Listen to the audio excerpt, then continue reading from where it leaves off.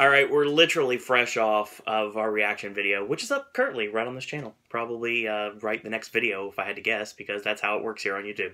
So, AJ's here, along with Ashley via the magical powers of Skype, and we're here to talk about our reactions to the actual nominations now. Not snap reactions like we just did. We're actually just going to discuss everything now and dissect exactly why, and why not everything went down the way it did. So, we're actually going to start with a... Best Visual Effects. Okay. So, Best Visual Effects, the lineup for the Academy Awards is Ex Machina, Mad Max Fury Road, The Martian, The Revenant, and Star Wars The Force Awakens. Immediately, the first thing that pops to my mind is The Walk got snubbed. I understand why, but if you want to talk about something that The Walk should have been nominated for, visual effects is 100% The Walk, without a doubt. I do want to address the fact that I was not predicting The Revenant. You were not. I was. Because I knew... Well, somebody brought up an example I completely forgotten about, and that was when Hereafter got a visual effects, pretty much just because of that tsunami scene. Right. So the bear... Obviously, we hadn't seen The Revenant when we did these. So, if I had seen... Because they were talking about the visual effects reel they showed to the... voters was the bear scene. Oh, yeah. And so that pretty much very easily sealed. Yeah, I would say so. I've been predicting The Revenant for this category since, I can't say since day one, because we basically just did that at the very end of the month. Their visual effect for the bear also got in at the Annies. Wow, really? Yeah. That's crazy. So, but the walk missing for something like Ex Machina, I don't have as much problems with that, because I really enjoyed Ex Machina. And even though, spoiler alert, it's not going to appear on my Best of the Year video, it's only because there's so many other things that I've seen since then, and Ex Machina was a strong movie, but it did not make my list. I don't think it's on yours either, but... You would think that I thought it was going to just fall short. And because it was kind of a surprise that it was on the list. Yeah, it's true. And then it got that PGA nomination, and everybody really started wondering what was going to happen with it. Right. So it's interesting that it ended up here at the expense of Jurassic World. Didn't make it, thank you. No Jurassic World. Yeah. AJ is happy, very much so. This is, but in retrospect, though, not thinking about what was predicted or what wasn't, this is a really good lineup. Oh yeah, totally agreed. So I'll bag on Mad Max all I want, honestly, but when the all boils down to it, just like with AJ and The Martian, we don't dislike these movies. We're just kind of rooting against them based on making our predictions look better, to be totally honest. Well, it's also, as much as I really wish The Walk could have made it in here, I don't know which one of these I'd take out for it. That's the issue. And that's I guess that's maybe what they were thinking too, so that's how that happened. Well, my answer, personal bias, would be Mad Max, but the thing is, the visuals on Mad Max are so stunning, there's no way you can justify doing that. You're just going to be all over Mad Max's dick now.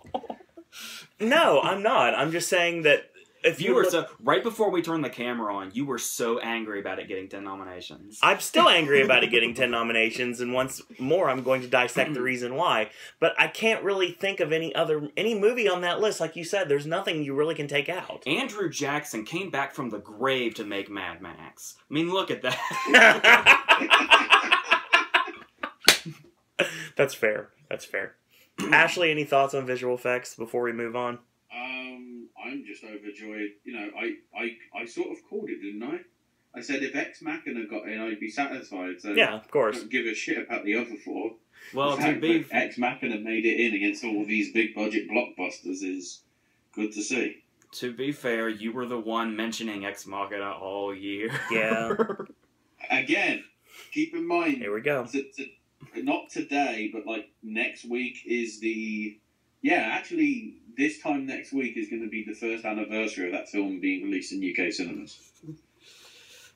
So I've been championing it for 12 months, not knowing that it would actually be in contention for awards 12 months later. Good God. It's the crazy thing. And the strange thing about this is, and I actually can say this and mean it, we saw all of these theatrically. And not to say, like... it still only has 2 with this an original screenplay, but the fact that it's here at all is kind of a big deal and very surprising, especially when you think back to when it first came out. Oh, yeah, exactly. So, Ashley, you do have the official tallies of what we all chose, correct? Yep. And can you tell me who won visual effects? You, Owen, had 4, and me and AJ both had 3. I won visual effects, okay. Basically skipping the walk for Ex Machina. Not bad. And funny, we go from a tech award to a big deal via the way that everything is listed, and that is going to be Best Film Editing. Editing nominees are The Big Short, Mad Max Fury Road, The Revenant, Spotlight, and Star Wars The Force Awakens. This is a decent lineup, too, honestly. You basically got me to realize that The Big Short should have been in here, and I'm really kicking myself for not going with it. A lot of people were concerned about Spotlight because it didn't show up at the edits. Right. But it just kind of seemed like if there was going to be passion for that movie, it was going to get in there regardless. Agreed. So, there it is. And Star Wars getting into editing is a big deal. Yeah, that's kind of surprising. I mean, I'd heard people throwing it out there, but I wasn't... Yeah. I was so hung up on Straight Outta Compton being the surprise nom here, but... Well, it kind of given its lead up in the guilds, it fell short. Yeah. Straight Outta Compton did. It really did. I'm not sure exactly. Well, obviously it's done now because everything's done. It's out on the table now. Like literally, the video is right after this one. The thing is, Straight Outta Compton getting in anything, even though we're getting ahead of ourselves, is awesome. To be totally honest, I hate to like mark out everything about it, but it's great that it did anything. And I obviously had The Martian and The Hateful Eight getting in here instead of The Big Short and Star Wars. The Big Short, that was kind of a slight on my behalf, honestly. The editing in The Hateful Eight, I really enjoyed it. I think it's gonna... I don't know. I think it's... I don't know if it's just the way Raskin does things, or if it's the idea that he's always going to be in Sally Mackey's shadow, or what it is. Yeah, I can see Miss for Django also. I can see that. So I wasn't really counting on the Hateful Eight here. I guess it was more hope than anything else. Kind of like what I did with Whiplash last year, but Whiplash was a real contender that really took off last year. Yeah, exactly, and it deserved every second of it. So, not surprised on any of the other nominations. Really happy to see The Revenant start to take off here, and Mad Max is still there, and Spotlight kind of needed an editing spot right now because it's kind of fallen behind. It getting in here and with McCarthy, it's a little more stabilized than it was. Yeah. Ashley, you have any thoughts on editing? It's a strong list. It really is. That's all I can really say. Just why my picks are absolutely shit. You're not the only one, man. You're not the only one. And via Ashley, who won editing? AJ had 4, Owen had 3, and I only had 1. Wow. But I guess my only defence was Big Short still has to open, as does Spotlight. Well, obviously, at the time that I made my picks, Revenant hadn't come out. I don't think any of us saw Star Wars making it in there. You had Sicario, didn't you? Yeah. See, that Sicario is so weird in here. Because it was looking really, really good there. Yeah. And then it started taking off other places. And then it's kind of just all over the place here. Like, it's in places you wouldn't think it would be, but it's also not in places you think it would be. Yeah, that's a good way to put it. Apart from one. Damn it. It's time to go into costume design now. Nominees are Carol, Cinderella, The Danish Girl, Mad Max Fury Road, and The Revenant. I thought this was the one tech category Mad Max would fall short in, but... Nope. I mean, I wasn't like, positive in that, of course, but... I just was thinking maybe you'd miss one of them. Yeah. This seemed like an obvious category here. I'm kind of not really surprised because I didn't have it nominated either, but I'm kind of upset that Brooklyn didn't get in here, honestly. Not necessarily the same period costumes, but I could see justification why it would be in here. But obviously you have your period pieces like Carol and the Danish Girl makes sense. Cinderella getting there, I think that was always going to happen. And it's nice to see The Revenant get in, honestly. It really is. The Hateful Eight missed. Again, once more, that's going to be a theme of today's video. The Hateful Eight missed. But no, I warned you, though. I know. Didn't get in Django either. didn't get in either. And Django had a much nicer costume. Yeah, I agree. I mean, I will say, to be fair, they didn't go with all period piece dramas like they have in the past. They actually, like... I was going for a surprise with Macbeth. And no Inherent Vice this year. No, like, out of nowhere nomination. All these make sense to get in, honestly. Ashley, any costume design comments? Yeah, yeah. Arguably, the only one that really isn't sort of period stuff is Mad Max. Right. That's because it's basically not a period film. So that's the only reason that's sort of the odd one out. But the fact of the matter is, you have to acknowledge them for some of the craziness of the designs. That's what you expect from a George Miller Mad Max film. I was gonna say, like in Morton Joe's mask, is that a costume or is that production design? I think because it's something that he has to wear, I think it is costume. Probably a prosthetic. I think there's like some featurettes that explain this, but I haven't watched them. So the mask is costume. The mask getting ripped off and the intestines coming out of his mouth is special visual effects. Fair point. Spoiler alert. Yeah, no lie. And we didn't do that video. In the world here, when it comes to our contest, who won costume design? You did, Owen. You had 4. Me and AJ had 3. Yeah, I had the Hateful Eight in place of Mad Max. Yeah, I didn't have the Revenant in either. Yeah, I don't know. For some reason, the Revenant was jumping out at me. I don't know why. Maybe it was because it was so fresh in my mind. All I was hearing about the Revenant was the bear, and I don't think the bear was in costume. Why not? Just because. Why not? Wrong bear, wrong event. It could have been made into a costume. Yes. Or it could have been a Coen Brothers character, and actually could have been a man inside a bear suit. Or a partial bear suit. That's Hail Caesar. Can't wait. Cannot wait for that movie in a couple weeks. So, I'm calling it. It's going to do something in the Oscars next year. Best Makeup and Hairstyling. We got 3 nominees this time around. Your lineup is Mad Max Fury Road, AJ's surprise pick, which is not really a surprise when you actually look at it, the 100-year-old man who climbed out the window and disappeared, and The Revenant. Black Mask getting missing here, like you said before we went on camera. Yeah, this is probably the death knell for the movie, which sucks because it really should have got a lot more accolades than it did. It basically happened with the reverse, once these weird comparisons between Black Mass and Foxcatcher again that I hate doing, yet somehow keep coming out. I know, man. Go ahead. It was when the makeup got in for Foxcatcher, I was like, holy shit, I think Carell's in, and Carell was in. Exactly. So, I watched that video a little bit ago, actually. When Black Mass missed here, it was like, well, I'm pretty sure that means Depp's gone too. So. I had a little bit of faith that Depp was going to make it at the last minute, but no, once again, it was not to be. And usually I blame Cumberbatch for that Boston, what the hell was that accent? Okay. I'll somewhat give you that. And AJ, you did pick the 100-year-old man. Mm-hmm. And it wasn't, why, what led you to that, honestly? As I said in the video, makeup doesn't give a shit. They'll go for the shit that Il nobody Divo. knows. We had to watch Il Divo in order for this category. They care about popularity as much as song does, apparently. Oh, yeah, no lie. Yeah, we'll get to that. No worries. So, Ashley, any thoughts on makeup and hair? That sounds really random out of text. Not really. I think that's actually a strong list. And I have a feeling that AJ won this one. Yeah, clean sweep of 3. He got a perfect 3. You had 2, and I only had Mad Max.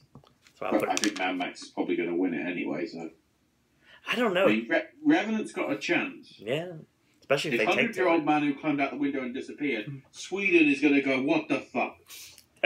And there's the disclaimer. That's the reason why we put it on the videos. Hey, speaking of that's what they probably would. That's what the Swedish are like. Let's talk cinematography, shall we? Nominees are Carol, The Hateful Eight, Mad Max Fury Road, The Revenant, and yes, Sicario. So we know where Ashley's going with this. Go ahead, Ashley. I don't know. I don't want to say it now because they're gonna reverse screw me over. But hashtag Roger Deakins never wins. But it's if anything, the reason why Roger Deakins isn't going to win this year isn't Luzbeki. It's probably going to be Hateful Eight. To be honest. Yeah, I'm pretty sure. One of the things that kind of got missed in this group would be Kaminsky for Bridge of Spies. Yeah, because Yeah. the Hateful Eight missed the guild in Right. place of Bridge of Spies. So it's kind of like I was actually worried. they reversed because it. I knew the Hateful Eight wasn't going to do very, very well. So I was concerned about Richardson here. I think, like you said, he missed the goal for Django too, and still got in. So Yeah. that's going to kind of be a common thing, I guess. I think it has a good chance for cinematography. I really do, honestly. I think the only thing that really has a chance for him to win, missing the guild is kind of a big blow. Yeah. If any movie can make Channing Tatum's head being blown off look artistic, Spoiler. Oh, we already did that it's video. the Hateful Eight. The thing, though, is people seem to be really whiny about the idea of Chivo winning 3 in a row. Like, a lot of people don't want the Revenant to win because they feel like it'd be too boring. These may or may not be Mad Max fans, I don't know, but... We'll see with the thumbs downs on the video. They're Roger Deakins fans, motherfuckers. I don't know, this could always be Carol, too. Yeah? Yeah. It's a strong list. Yeah, the thing is that the ones that are missing in quite a lot of the categories, it's like... If the categories were 6, Bridge of Spies probably would have got in. Yeah, I could see that. Got to cut it down somehow. So, we are going to be moving on here. Because there's really not much else to talk about. Let's talk about... what were we on that? Ashley, go ahead. Before we move on. Clean sweep from AJ. That job. Owen had 4, I had 3. AJ has 2 clean sweeps. What did you go against? I went against Carol. I went against Carol with the Bridge of Spies. Mm. So, I mean, I had an equal chance of getting it right, honestly. I was the one that said in the heart to see. Yeah. Then I looked at a copy online and realised I'm not going to see that after we've recorded this video. Yes, I do not blame you here. Yeah, and we're going to talk about the next category here, and that is production design. I am terrible at production design. Art direction. That's what we're going to call it here. So, the nominations for production design: Bridge of Spies, The Danish Girl, Mad Max Fury Road, The Martian, and The Revenant. And once again, I went against Mad Max, and I paid for it because I went with Carol because I thought it would make perfect sense for Carol to get in, and it didn't. Went with Carol. Yeah, I think we all went with Carol. Real snub in order of all our picks. That's Really. probably the highlight of the movie, too. Yeah, one of the only things that's good about that movie. I went with the Hateful Eight here. I love the way it looks, and obviously they don't. And they end up going with The Martian, which is another nomination for The Martian here. So See, I never think of movies like when Interstellar got in this last year. That's why I should have went for The Martian. Because of Interstellar. I never think of movies like that getting in here, and I should. Yeah, we're gonna next year. We're gonna say the same thing when we mispredict things. There was complaints about Fury Road getting in here, where a lot of people were saying that they didn't design the deserts. but then there was the whole, we have to go through exactly what production design is. Plus, right. I told them the one thing I think of first when I think of Mad Max's production design is a Morton Joe's layer, with the chandelier and the desks and shit. I can see that. So, well, yeah. In essence, you've got production design is location scouting. Entirely. So that bit where you've got the chase with the bikers. You've got to get that right. So, you've got that. Then you've also got to take into account what's the route that they need to take in order to get the right shot for the camera that's, 2 miles away. I'd also heard that the designs of the cars count as production design, too. Right. Yeah. That was probably a big factor, too. If anybody can design a bloody, a bloody fire-breathing guitar, that deserves an Oscar. Yeah, I can see that. Somewhat. So, we're going to move on now. How did we do? But before we do, thank you, AJ. Who won production design? Owen had 3, me and AJ had 2. Alright, I figured that. Now we go on to the 2 categories, which always seem to be flip-flopped every single year. This year it sounds like they didn't go for the normalcy with nominating the same things. They actually switched it up quite a bit. And not what I was expecting either. Do you want to change that comment? Because 4 of the 5 were in both categories. Well, that's usually what it is, though. Yeah. I guess I just got confused. Anyway, let's go to sound mixing. So they did exactly what they always do. Yeah, it's the same. 4 for 4, and then there's one. Same thing as always. Yeah. It's the Academy going, we don't know the difference either. Spin it up. Exactly. Seriously. Let's go with sound mixing. Nominees are Bridge of Spies, Mad Max, The Martian, The Revenant, and Star Wars. Okay. I don't know what the difference between mixing and editing is. I never will, so... I have, yeah. The only, yeah. I missed. I would definitely went with Straight Outta Compton. And I went with The Hateful Eight, and of course both of those were proven incorrect. I lost to The Martian again. The only thing, I was, as far as me, the same thing. Like, the ones that are different, but from the four are the ones that I didn't get. Right. I went the wrong direction. I think you went that direction for the other category and not for this one. Because for mixing out Straight Outta Compton and editing, I had The Hateful Eight. Right. And then the other four. Correct. There's other four were about as given as you could get. How did you not get... You said you missed The Martian? Yeah. I do love the fact, I'm just looking at my picks, and bar... Because I got 3 in each for sound editing and sound mixing. The one that I had for sound mixing got in for sound editing, and the one that I had for sound editing got in for sound mixing. You know, sometimes that happens. So we just did both sounds, right? Basically. There's a couple differences here. I'm trying to figure out what the order is. Yeah, for sound editing, you just take out Bridge of Spies and put in arguably the surprise in Sicario. Yeah, Mad Max, The Martian, The Revenant, Sicario, and Star Wars. Once again, I had about the same thing I had for mixing as I had for editing, but I was wrong on those predictions, so... But before we go on to both, since there's really not much to talk about with the sounds... Oh, something just occurred to me from like a billion categories back. Okay. Something a lot of people were talking up there at the end did not happen, which was Ant-Man and visual effects. Yeah, no Ant-Man at all here, period. So it's gonna be they completely went for one McKay movie, and the other was just like, eh. All right, so yeah. On the figures for that, sound mixing. AJ had 4, me and Owen had 3. For sound editing, Owen had 4, and AJ and me had 3. So AJ and I currently are tied with 4. Hold on. Okay. I'm pretty sure I had 4 out of 5 there. What did I miss? Oh, yes. For sound mixing, yes. You won mixing. Oh, no, I miscounted. Yeah. This is what happens when you do... Try to cheat me, are you? I'm having to do the notes in the middle of her doing the video. So AJ is now leading 5 wins to my 4, and Ashley right now currently has 0. But we're probably going to be picking that up in a minute, because we're moving on to Best Original Song. The nominees are, and this is just strange.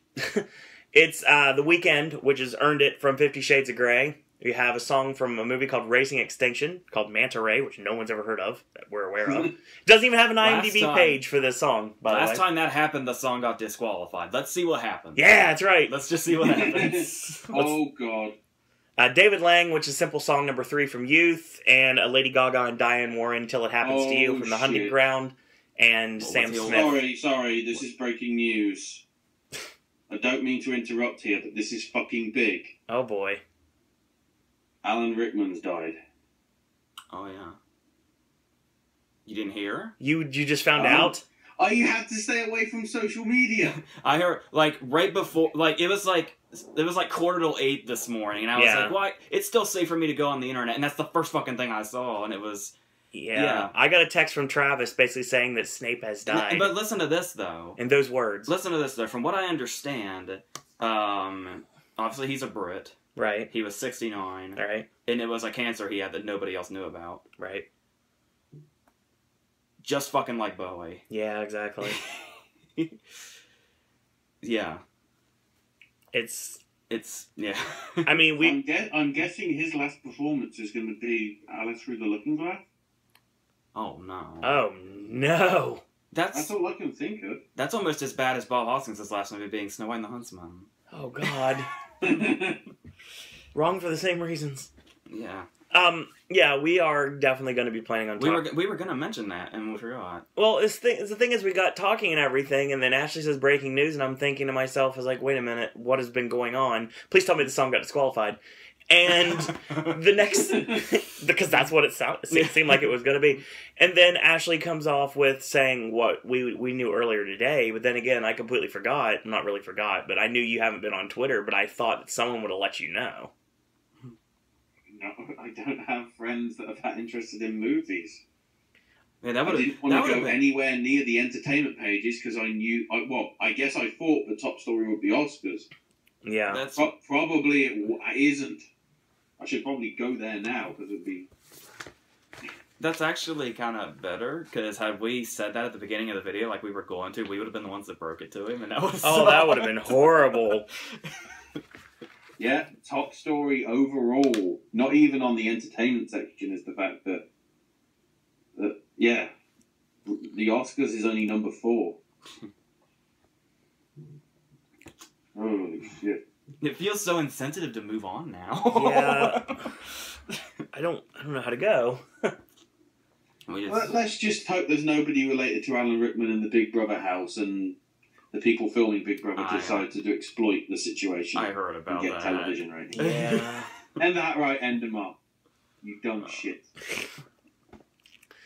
By the way, there's a mystery clue. So while you talk about why writing on the wall is in this fucking list, we'll get to that. Don't worry. I got some more to talk about before we go with that. But go ahead, AJ. What were you gonna say? I was gonna bring up what Racing Extension was. It's from the guy that did The Cove. Okay. It's a documentary. Yep. Yeah.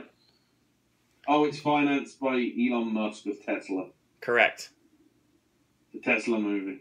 Oh, that was released in Sundance 12 months ago. That's another one of them. Well, it's weird because the song in question is called Manta Ray, and I don't see that anywhere, but I do see that there was a song that was created for the documentary by Sia called One Candle, which is the only thing that's mentioned on this little piece on the Wikipedia page. So yeah, there is a soundtrack that was released in November, apparently only on the Australian version of iTunes. At least that's what Wikipedia says. Oscar and community. It is on that soundtrack. I don't know whether that's Anthony from Anthony and the Johnsons. I don't know. Only thing I can think of. So yeah, that's all we know about it, honestly, based upon thanks to Wikipedia. Check it out. Yeah, it is the lead singer of Anthony and the Johnsons. Okay, so nope, no knowledge. He's British, so I should be biased, but I don't really give a shit about most of the stuff he's done. So fair enough. Okay, well, he's gone under a different name as well.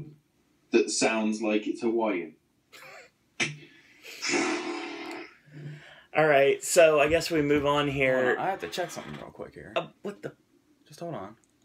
We'll continue in a minute. Yeah. The thing I totally didn't think was going to happen totally happened. They put in the Gaga song without putting the Hunting Ground in documentary. Yeah. Yeah. Right. We'll get to that. Don't worry, because I'm upset about that too. Simple song number 3, David Yang from Youth. God, what a long day. You said David Yang too. You just switched. David Lang from Youth. And Lady Gaga and Diane Warren moving Gaga closer to that EGOT spot that she's probably going to have sooner rather than later with Till It Happens to You. And yeah, somehow Sam Smith got in here for Writings on the Wall.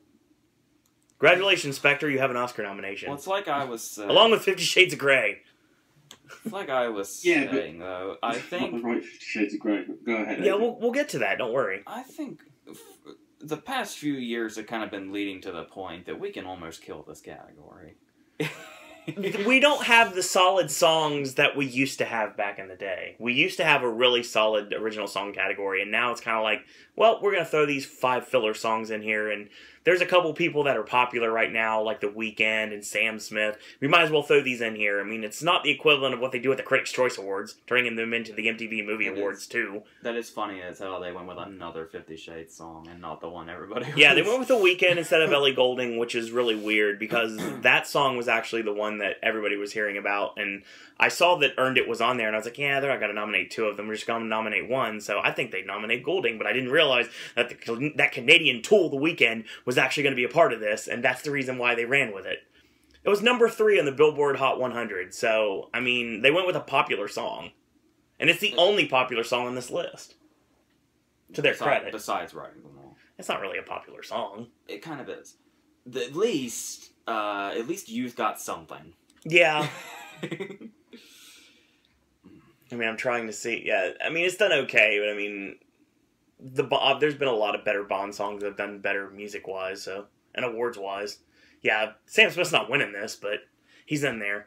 The conversation we're going to have now is the fact that, like AJ predicted, when it comes down to it, the Oscars did not choose to go with Wiz Khalifa. Mm-hmm. And that's a big shoot in everyone's face there. I didn't technically predict it. No, but I just said I felt weird saying, because there was like, I just have a feeling this won't happen. This just does not seem like something they will go for. Let's just say it's proof the Academy doesn't give a shit about Paul Walker. That's kind of what AJ said without saying it. I didn't want to put it that way, but you said it, so AJ didn't have to. That's what we. I said it in the most roundabout way I possibly could. You said it, so AJ didn't have to. We appreciate this. And like I said before, I really think that right now Lady Gaga's people have to be getting her in touch with every Broadway producer in the world to get her a Tony. Did you see that? Supposedly, you can't really take this stuff seriously, but supposedly a lot of Globe voters didn't even watch American Horror Story, but just voted for her because she was Lady Gaga, and that's how she ended up winning. Honestly, I really am not surprised at that. Just like there was supposedly a rumor last night that a lot of voters couldn't finish 45 years, but you can just clearly that's a shock. Well, no, especially since the movie, people just vote people in on purpose. Yeah. Look at the previous record of Meryl Streep and look at the current record of Jennifer Lawrence. Yeah, pretty much. But the weird thing about, I guess this is for later, but since I've already brought it up, let's just keep going. Go ahead. We got time. No worries. It's the bizarre thing about supposedly Academy voters couldn't get through 45 years is that movie's an hour and 35 minutes. An hour and a half movie that's that boring does not make me want to watch it, sir. It's not, though. But the thing, though, is... Yeah, I haven't reviewed it, so they don't know this, but yeah, I did see it just this week. It'll be on a video soon. But the thing is that's clearly untrue. That or they saw enough that they liked it enough to do that. So... yeah. The category we haven't gotten to yet. And obviously all the Brian Wilson songs from Love and Mercy were disqualified, so it was kind of like that was never going to be an option either. This category is all over the place. That's all you really can say. And there's nothing more to say now than when it happens, and I think that it will at this point. As of February 28th, Lady Gaga will officially be an EGOT. And she just needs that Tony, and then she will complete the other EGOT. Let's be honest, she's already an EGOT herself. That's a shoot in every way possible. She doesn't need... She'll have her ego. There we go. That's the wording I wanted to use. She'll have the official ego. Yes. Rather than... Because I can't see anybody other, even though we're not in that conversation yet, I can't see anybody other than Sam Smith stopping her. And I really don't think... I think they'll go with her. I really do. And that should be a really good performance at the Oscars, too, with her. I don't even know. It's tough. It really is. I mean, I want to see some 13-year-old boy come out and sing Manta Ray because I can't think of anything more than a children's song when I hear that title. It's like a Sharon Lois and Bram song. It's the song the teacher sings in Nemo. Yes! His name is Mr. Ray, after all. I just realised. With the gal, Rickman made his fame in Dangerous Liaisons, which is getting a revival in the West End right now. I think I know what's happening on that production now. Yeah, unfortunately. Truly Madly Diva is going to be a really sad movie now. Whatever. Oh god, no lie, man. On lighter note, the scores, Ashley. I'm guessing this is probably all over the place. Scores for the game. Myself and AJ had 3, and you, Owen, had 2. So, you guys tied with 3? Mm-hmm. You got your first point. AJ 6. First of about 1. Ashley 1. Okay. Let's get to Best Original Score. Nominees are Thomas Newman for Bridge of Spies, Carter Burwell for Carol, Ennio Morricone for The Hateful Eight, Johan Johansson for Sicario, and John Williams for Star Wars. I have no issues with any of these people getting in. Well, I was telling you, I think it's really kind of cool that Johan Johansson's in here. Yeah, no lie. Because the score he was in for last year is so... This is so different from that. Because the Theory of Everything score is kind of like, yeah, things are kind of sad, but they're also kind of happy too, and we're going to get through this, and everything's going to be great. And Sicario's is just the exact opposite of that. Sicario feels weird being in this lineup, to be honest. It really does. That is one of the most noticeable things in the movie, though. Yeah. See, I would be cocky and said I was the one that put it in there. Because... Why don't you be? Although I haven't listened to it, you know, like I said, how I've got Carol, Mad Max, and Steve Jobs on my Spotify list. Thinking about it, Sicario did have somewhat of a... It's sort of the argument that I made with Mad Max. It had a score that you didn't notice. Yeah, that's the best score when it's not, overpowering. Yeah, somebody the other day was complaining about Bridge of Spies' score being too overbearing. I don't remember it. No. No, to be honest, it just sounded like he rewrote the scores to Skyfall and Spectre, mashed them together, and created Bridge of Spies. Didn't seem original. Score is not typically something I notice, though, like in most movies. No, there's a lot of things you don't notice in movies, but there's a bunch of things that you do that a lot of people don't, so it kind of balances itself out. This is a big deal, obviously. The one thing I had missing here, I had Howard Shore in for Spotlight, and I think it was only because, like, I like the music, I like the journalistic music. You actually, if you feel... And that was back when Spotlight was on fire. Yeah, Spotlight was definitely on fire, and now it's kind of like a tiny little flame, I guess you would say. It was on fire in a good way, now it's on fire in a bad way. Yeah. Not really, though, with everything else it got. It's doing We'll fine. get to that, no worries. Yeah, Morricone getting in here. I think it's Morricone versus Williams for the win, with Burwell as the outside shot at this point. I can't see it going any other way. I really can't, honestly. Well, obviously, this being Burrell's first nomination, I think he's going to have a lot of, like, passion behind him. Yeah, but assuming they're really familiar with the fact that he's done a shitload of work that they know. But if it's Burwell's first nomination, that means there's a chance he possibly could come back. And this may legitimately be Morricone's last chance. And I really think if anything's going to the Hateful Eight, I can't call it a guarantee. I think that this has got a really good shot. And the only thing he has to do is beat John Williams. Yeah, I know. Beating John Williams is something... It's probably going to be kind of a hard mountain to climb. The issue sort of I have with the Morricone stuff is I found out that like 2 or 3 of the tracks was actually tracks that got ditched from the thing. It was the piece that plays during the coffee reveal. Yep. Is, and I think like one other piece, but that's it. Okay. I just wanted to clarify whether that would classify. I guess it would, because it never was officially tied to the movie. It was unused, so... It's on the soundtrack, but for the thing, but it was never in the movie. Real quick, I'll state that I know it may look kind of strange what I'm doing here. I'm kind of like writing down to make sure my predictions are all ready to go, so I do that on camera because I'm not professional. So... Yes! Exactly. So, Ashley, when it comes to Best Original Score, who won? Me and AJ had 3. Owen had 4. Yes. So, I now have 5. AJ has 6. Congratulations, AJ, you're winning. Now, looking at this, I really was an idiot for not picking Hateful Eight, but the problem is I don't know what... I guess I would have got rid of Sicario, so it wouldn't have mattered anyway. Yeah, you've been screwed the other way. Let's talk about the shorts now. Animated short seems to be all over the place sometimes, and I'll list the lineup we have now. We have Bear Story, we have Prologue, we have Sanjay's Super Team, We Can't Live Without Cosmos, which the video, like the picture, just looks hilarious. So I'm curious about this. And World of Tomorrow. I'm glad that Sanjay's Super Team got in. I am, because usually Disney never has a horse in the race here, and if they do, they get shot out before it even happens. Is this where I bring up the Twitter comments? Twitter comments. People were complaining to cinemas saying that their kids got scared. Oh yeah, that's right. They're scared by Sanjay's Super Team. Yeah, I heard about that. Those are probably the same kids that couldn't get through Coraline too. Well, you talk about Sanjay's Super Team maybe feeling like a front runner because of where it comes from. But Disney does not do well in this category. I've heard a lot of things about World Tomorrow.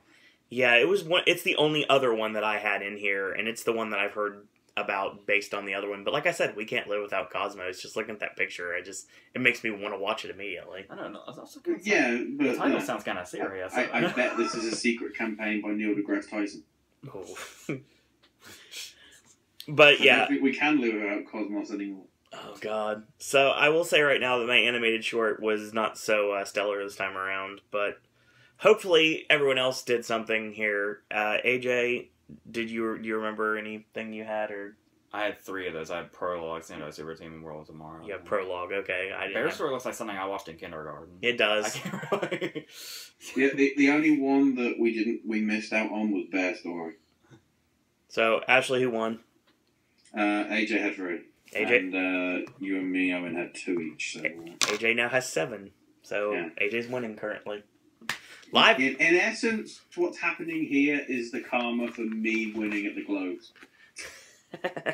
That's Because possible. it's just like, I Well, that's am because- nowhere, I am nowhere. Well, that's because the Globes were bullshit. I don't know if you were watching the same show I was, but... The more Well, for the embarrassing most part, thing is let's... if I get the BAFTAs heavily wrong and you guys beat me. I think that happened last year. I mean, I will not ignore the fact that Morricone, DiCaprio, Inarritu, and The Revenant won. That is amazing. Yes, it But is. the rest of that show was bullshit. It wasn't the greatest thing, that's for sure. Larson was fine, too. I do like the fact that Yeah, on it the was. website it says that Hateful Eight didn't win a Golden Globe.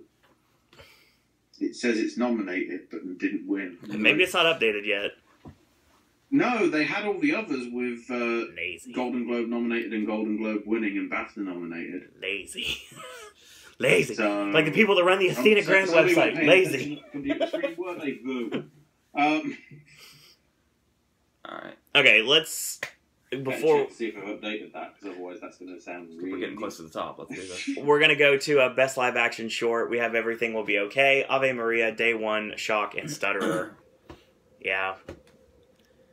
Well, good for them. Good. Congratulations. It's I think great. It's a joy to be nominated. I can't remember if I had Day One or not, but I had at least 3 of Yeah. those. I have 3 of those.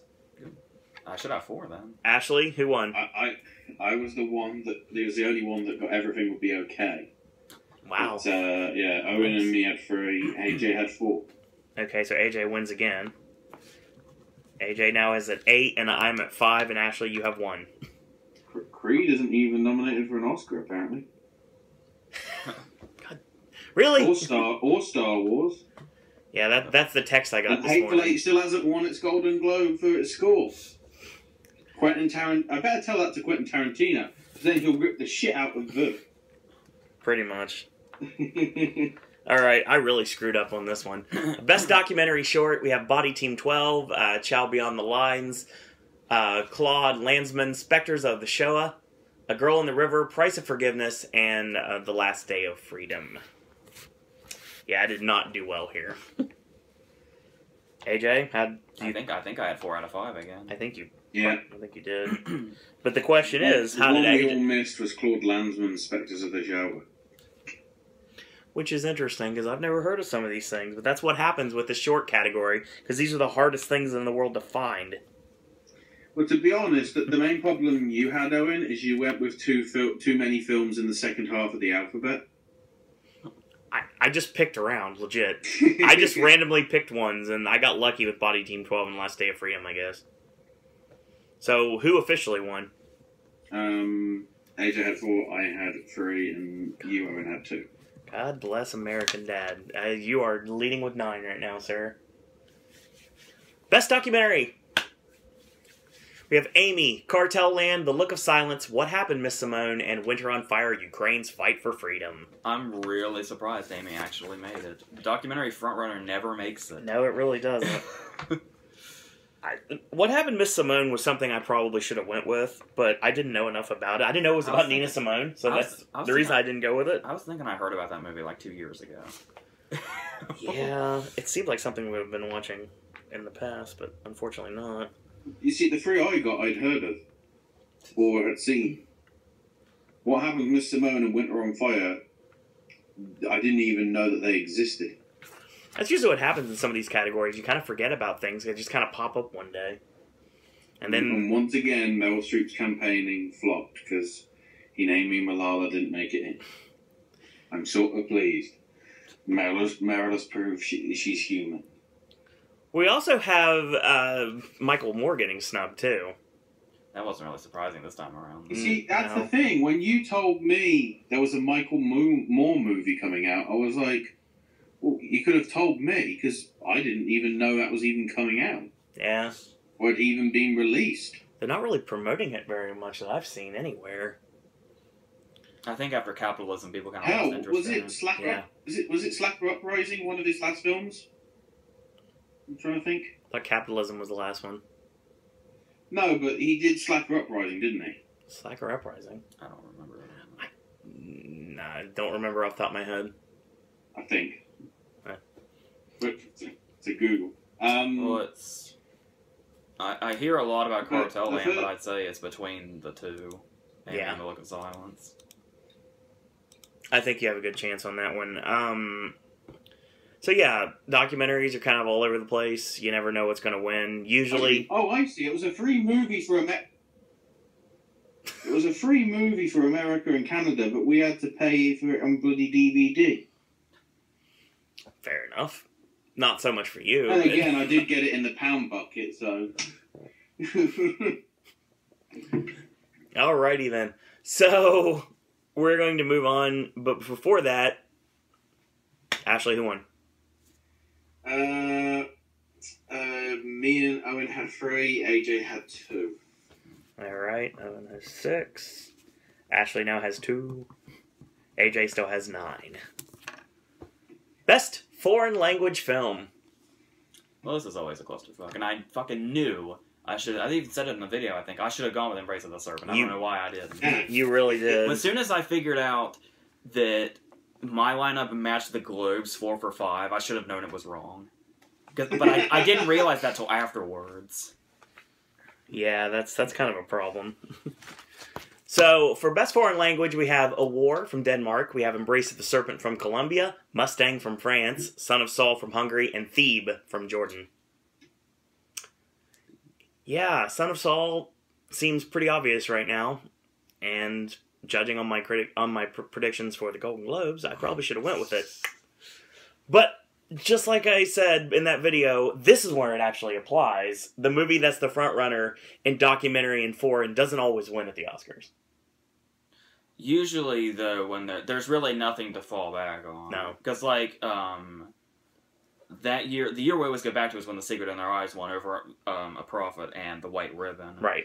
And there was there was another option there. That's the issue. Whereas Son of Saul doesn't really have kind of that thing. Mustang's probably the closest thing because it's the one that's been as consistent as far as getting nominated. I think that's partially the reason why I went with it too. Even though I don't think it poses a threat to Son of Saul. What about Embrace of the Serpent? What about it? I'm just asking. Do you think that it's got a legitimate chance? I think Son of Saul is just going to run away with this. Thebe was at BAFTA. Really? Yeah, I can't remember if the others were Embrace of the Serpent. I don't remember. I really don't. But yeah. Let me look. A movie from Denmark called A War. That just sounds right. I don't know why I didn't. Where is it? They had Assassin, Force Majeure, which was the French one, which is better than Mustang. Thebe, Timbuktu, and Wild Tales. Yeah, of course, you got the issue here that some of those foreign films don't get released over here until after they'd be in consideration for Oscars. Yeah. Timbuktu's been all over the Critics Awards too this year. Timbuktu and Wild Tales were both last year's foreign language, and Force Majeure missed last year. Mm-hmm. So. Mm-hmm. All over the place. Speaking of that, real quick before we go on, let's get our scores. Who won foreign language?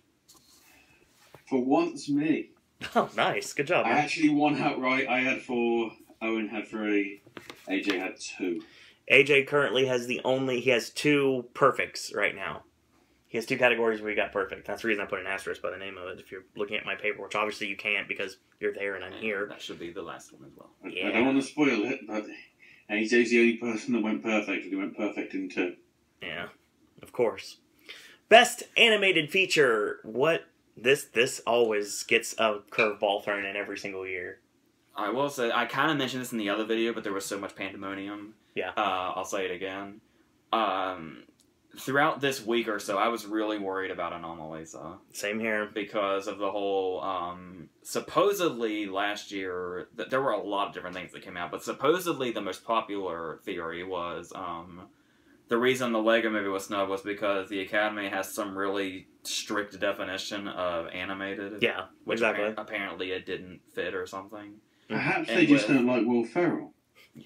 Possibly. But with Anomalisa, I could almost see them trying to pull some bullshit like it's more so puppetry than animation, thus snubbing it. So I was really kind of fearing for it, especially last night. But it's not the one that got snubbed tonight. Well, but technically, Wallace and Gromit would be puppet animation. Yeah. Just they made out of plasticine, so... Yeah. Animation and stop motion sometimes go hand in hand. It just kind of depends on what year we're talking about. Well, yeah, here that is a lot. Even though those 5 animated did look secure, a lot of people were saying Peanuts and the Good Dinosaur don't feel secure. No, I was hoping so for the Good Dinosaur. And then when the Minions got in on BAFTA, scary. I know, it just makes me shake too. Well, at least we learned Anomalisa wasn't eligible. That made me feel better. Exactly. But what we do have. Well, I'll tell you what I'm happy about. I'm actually quite happy and thrilled that Shaun the Sheep is here. Are you thrilled too? No, I'm not. Not at all. Of course I am. Well, of course I am, because the Shaun the Sheep movie was actually pretty good. Yes, it was. I Farmer's thought so too. Llama short that was on over Christmas was bloody terrible. And so, you could tell that that was from the second string team, because the first string team were busy working on the movie. Aardman does not work for me. I just don't know why. It just doesn't. I didn't like Shaun the Sheep. I'm sorry. Leading up to today, I had heard a lot about when Morning was there, and a lot of people... Ashley predicted it. Yeah. I should have went with that, actually. But what we did get was Anomalisa, Boy in the World, Inside Out, Shaun the Sheep, and When Morning Was There. The only no surprise here would be Inside Out. Ever since 2011, it seems like they're really, like, almost... Not that this is a bad thing, either, but they're, like, intentionally kind of going off the path. Throwing us off, looking for the ones that are... Because when 2011, when they threw in Chico and Rita and Cat in Paris. Yeah, we brought that up during last year's video, too. You could even go back to 2010 when they put The Illusionist in over Despicable Me when there were only 3 slots. Right. I remember really liking that movie, too. So, yeah, what animated's probably gonna, like... We should probably look out for this next time. Yeah, we need to, like, pay more attention to, like, these outside things that possibly could get in. I knew When Morning Was There was, like, out there, but I've been hearing that movie's title for so long. I feel like it was, like, 3 years ago or something. But, yeah, I guess not. I mean, I don't know, you hear, like, stuff like Zootopia and Finding Dory, and you wonder if they're... Finding Dory, I think, will be nominated for an Oscar. Zootopia? These are... I can't imagine, like, Zootopia getting nominated for an Oscar. Which is Zootopia? It's an animated film that's coming out later this year. Who? I've seen... It's Disney. Basically, they're cops. They go into the DMV, which is ran by sloths. Travis, the thing Travis plays all the time. Bloody hell! See? Why is that getting a bloody name change? It has another name in the UK? Over here, apparently it's being called Zootropolis. I like that title better, actually. Be funnier to put on the road sign. God almighty. The batteries are dead. Anyway. So, yeah, we should probably look out for these out there nominations that are not so out there when it comes to animated. We'll hopefully learn our lesson. Technically, I did it with The Prophet. I just picked the wrong film. Yeah. It's one or the other. I think that was another one of my problems, is I just didn't know what the other out there ones were. And obviously, like, you can't run, like, something like SpongeBob, which I even saw in some people's nominations anyway for other awards. So, I mean, it was somewhat eligible, and they didn't go with it because it's not completely all animated. Oh, yeah, I was going to say they wouldn't have gone for it. No. But better than most of the stuff on this list. I thought Antonio would have been the Razzies for Worst Supporting Actor. Oh, fuck you. We'll talk about the Razzies on your podcast, Ashley, because I know you're the only one that brings them up. So are we at the Big 8 now? We are at the Big 8 now. But before that, Ashley, who won Best Animated? We all did, technically, because we all had Anomalisa, Inside Out, and Shaun the Sheep, because we didn't get the right weird ones. Alright, so AJ now officially has 10. I have 7. And Ashley now has 4. I will say though, you know, it says it. I was the one that didn't put Good Dinosaur in, and then the day after, I actually saw it and regretted not putting it in. So that was, that was a weird sort of turn up of events because. Although I guess the problem with Good Dinosaur was it may look very beautiful because that's probably some of the best animation that Pixar's ever done. Mm. It's just the story was sort of still made me cry. I'll admit that. It still made me bloody cry my bloody eyes out, and all the kids were laughing. Not at me, just the movie. So it was like, are you sure? Well, I was sat at the back. Yeah, that's true. All the kids were laughing at like weird, like terrible things were happening, and the kids were laughing. And I'm like, "Are you sick bastards?" Yeah, we're doing. The parents were with them as well. That's the crazy thing. It's weird because we're doing those sensory experience movies. I actually got to do that at my theater where they actually have the lights up and they have the sound down, and you can run around like a crazy person if you really want to. It's for kids and. Yeah. Oh, the autism friendly. Yeah, exactly. We're going to be doing that once a month for the next 3 months. I don't know how well that's going to do, but it's interesting. So let's move on to the Big 8. We've been talking about the Big 8 since August, so let's see how well we did when it came to it. I'm guessing pretty decent in some ways and not so much in others. Best Adapted Screenplay, we have Adam McKay for The Big Short, Nick Hornby for Brooklyn, Phyllis Naj for Carol, Drew Goddard for The Martian, and yes, Emma Donoghue for Room. Aaron Sorkin missed. That's something you really couldn't believe would happen, but especially when Steve Jobs started winning things. But then again, 2 completely different voting bodies, doesn't matter. So the one I really didn't expect was Martian. Yeah, Goddard getting in. Drew Goddard did a very good job of adapting a pretty well-received book. Right. A lot. Because in essence, the only reason I would say the only reason Martian works is taking that book and making it into an effective script. Because some would say Martian is up there with sort of cock and ball story and all that sort of thing, and that it's relatively unfilmable. But Goddard seemed to do it perfect.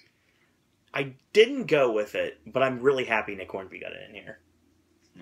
As far as The Martian's concerned, there was it was in a lot of predictions. I never saw it once. I just didn't think they'd actually go for it. Yeah. Of course, you saw how I was thinking The Martian was going to do, which I was almost there. You're close, but not quite. Sorkin missing was a big deal. Inarritu not getting in for The Revenant is kind of a shock, too, to be honest. But, I mean, especially if they're going to go that heavy on the movie, I'm surprised it's not here. Obviously, personal bias, the thing I'd take out here would be Carol, but, I mean, that's just me. I'm so happy Room's in here. I really am. Very happy Room's got in here. I actually thought the author of Carol was going to get some kind of, I don't know, bad reaction. I don't know what. But apparently, when she wasn't nominated at the Globes, she got all pissy on Twitter about it. And I thought that was going to maybe give her... I mean, I was still predicting it, but... What's she going to be, E.L. James now? No one wants to work with her anymore? I wasn't sure if that was going to have any bad impact or not. Yeah. Yeah, I'm happy Donoghue got in here. Adam McKay... Emma Donoghue was just smiling. Yeah. Adam McKay getting in here, it was a surprise until things started, really happening for The Big Short, and the fact that it's become such a juggernaut. And McKay getting in for DGA was a really big deal. So Emma Donoghue wrote the movie and the book. Correct. Yeah. So somewhere Gillian Flynn is sitting in the yeah, no lie. Really angry. No lie. That's horrible to think about, especially how bad Gone Girl was treated last year. But obviously, but they made up for Hornby snubbing him last year, which was fucked up. Yeah, this is very true. There we go. Ashley, you have any thoughts on Adapted before we move on? Strong list. Really strong list. Well, again, I take out Carol, but I put Sorkin in there over Carol, but still. Yeah, I think Sorkin belongs in there over Naj. I would say. I don't know what AJ thinks, but I'd have to think it over again. yeah, it's. What? I was hoping for that surprise on Annalisa inclusion here. That would have been cool. To be honest, honestly. I give Carol credit for a screenplay where it makes it. And it's, the Skype powers love us sometimes. Go ahead, Ashley. Giving Carol giving Phyllis credit for probably writing half the script and basically just writing screen instructions because Yeah, that's it true. wasn't really just about the words. It was more about what she was writing in terms of the emotions that they had to convey. Yeah. Why do they Yeah. always tell you to sit down before they give you bad notes? Oh, God. I really wish Inaritu would have got in here, too, honestly, but that's nothing. Big visual movies like that typically struggle here. Oh, But yeah. should we be honest? And the one that we're pleased didn't make it in, but considering how he bloody treated the original story writer, or would that be considered original for Joy? It would have been original. I'd say it's original. I get confused because Yeah. It's there's easy to do. adapted and original ones, but they're both based on real life things. So it's like, how can it be the original if it's happened? It's basically there's an original screenplay already in existence, and then Russell adapts the original screenplay into his own screenplay. Yeah, pretty much. Okay, so surely that's adapted. Not by the rules of what we have here, apparently. I've never Thank understood. God he wasn't nominated because I don't think that was ever going to happen, honestly. I'm still surprised. I'm actually surprised Lawrence is here after all that. Yeah, AJ was even saying, like, the last couple days that he thought there was a really solid chance she might miss. And with what actually did get in, I'm really not shocked that she got in at this point. So, adapted screenplay. Who won? AJ had 4. Okay. Owen had 3 and I had 2. So AJ has 4. So that means that AJ is now at 11. You're going to win this thing, sir. Here's Best Original Screenplay. This is a sweet lineup. There is not a bad movie in this lineup. it could have been sweeter, but Yeah, it could have, honestly. But what would I take out? Inside Out. Actually, no, I'd take out Spotlight, honestly. I would in this case. But what we do have for original screenplay, we have the Coen brothers and Matt Charman for Bridge of Spies, Alex Garland for Ex Machina. We have Pete Docter and the gang from Inside Out, Tom McCarthy for Spotlight, and the wonderful people that did Straight Outta Compton. That's the way to treat Josh Singer, but okay. That's what happens. This lineup's solid. It really is. Barring the fact that Tarantino missed here, which he deserves to be in here. He really does. But After all, this is one of the things I was talking about. After all the turnouts it's been doing, I'm actually surprised that Sicario's not here. same here, really. Like you said, it's something that you thought would be not necessarily a lock, but something that'd be more of a certainty. I had heard It's people. not. I had heard people saying lately that Tarantino looked like he was in danger, and I was starting to feel it. And Yeah. with Sicario, Ex Machina, Straight Outta Compton all fighting for spots, it kind of seemed like the vulnerable one, and apparently it was. So It's just a shame. Is this Straight Outta Compton's only nomination? I think it might be. Ashley, Straight Outta Compton. This is the only nomination. I'm pretty sure. I think so. Because it did really well guild-wise. It didn't get any sound stuff. I probably should look at that since I do have the paper right in front of me. I'm pretty sure that's it. Yeah, that's it. It's the only nomination. But getting a original screenplay as your only nomination is Getting a one pretty of the big big deal. 8. That's a big deal. Yeah, the movie's incredible, and if you get a chance to see it, please do. I was actually like, had she not said and Spotlight, I would have almost expected it in picture. Yeah. Because typically there is one movie that usually gets like just original screenplay or a screenplay and gets in picture or just on that. It Like just- A Serious Man did it, for instance. It's true. Garland getting in here is not a big as of a shock as it could have been, because to me. the movie started doing really, really well towards the end, and like I said, I'm just happy. I'm happy Compton got in here because it deserves it. Inside Out, I don't think was ever going to be in question. Spotlight was never going to be in question, and it seemed like Bridge of Spies was pretty safe for a while too. But, I mean, everything just kind of boils down to the fact that, once again, I predicted the Hateful Eight, and the Hateful Eight spot goes to Ex Machina. Thankfully, it didn't happen in every category, though. Because there's one that really didn't, and we'll talk about that in a minute. So, Ashley, any thoughts on original screenplay? No, that's a very strong list. Love and Mercy If that was bar Bridge of Spies, if that was the best picture list, I wouldn't be object. No, I wouldn't have a problem with that. There. I will say right now, Love and Mercy missing on both screenplay lists. It sucks, but Love and Mercy was going to be one that was going to be shut out entirely. It going to be kicked to the wayside. The song got disqualified, and obviously Dano didn't get in, even though we're spoiling what happens later. But no one's really shocked at this point. Yeah. But yeah, it's still a solid movie, and we'll talk about that in my Best of the Year video. But that's pretty much what we have for that.